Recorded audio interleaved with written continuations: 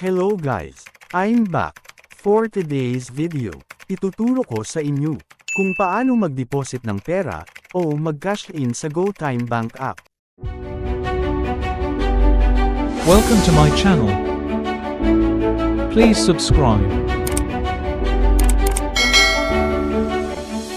Sa bidyong ito, ay ibabahagi ko kung paano magde-deposit sa GoTyme Bank app sa Robinsons Supermarket. Simulan na natin. Let's do this. Una ay mag-login ka sa iyong GoTyme Bank app.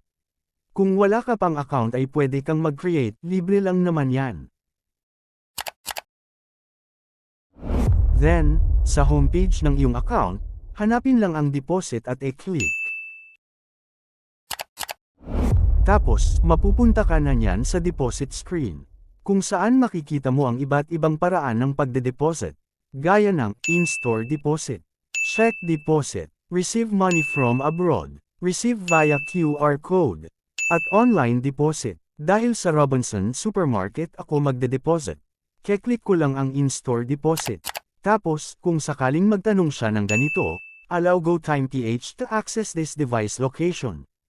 Click mo lang while using the app. Then, makikita mo nang magpa-process na yan. Hanggang sa dadalhin ka na niyan sa screen ng how much do you want to deposit. Type mo lang kung magkano ang de-deposit mo, tapos click next. Then magtatanong yan, where do you want to deposit?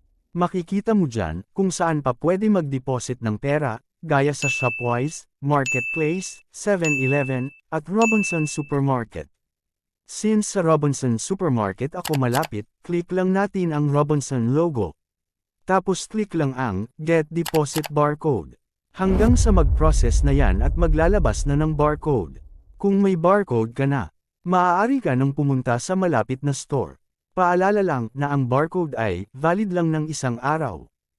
Pagdating sa cashier, pumila ng maayos, at sabihin na magde-deposit ka sa GoTyme. Then, e-scan ng cashier ang barcode mo, automatic na yang magpa-process, pagkatapos ay ibigay na ang pera sa cashier, at yun na, papasok na ang deposit mo sa iyong account, free of charge ang pag-deposit or cash in sa GoTyme hanggang 30k per month, ibig sabihin kapag lumagpas ka na sa limit ay mayroon ng fee, ang limit naman per transaction ay 15k, kaya may dalawang transaction ka na libre, yun lang, so, that's it for now. Sana ay may na-share ako.